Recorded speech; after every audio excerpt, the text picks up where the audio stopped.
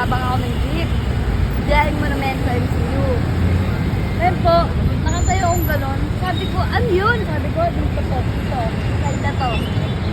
Sabi, ano yun? Sabi ko, parang akala ko damit na bumagsak. Pag ganun siya eh. Pero ang alisel pa ganon, yung una talaga ang ulo. Tapos, pagdating dito, saktong parating yung kotse. Ayan. Siyempre, hindi naman siguro kasalanan ng driver yun. Bumagsak sa may harapan niya. Ay, siyempre, tumatakbo yung kotse. Pwede lang hindi siya hanggang doon. Pero never ko siyang ginulungan ng gulong. Kumalso lang siya. Kumalso. Kaya medyo lahak.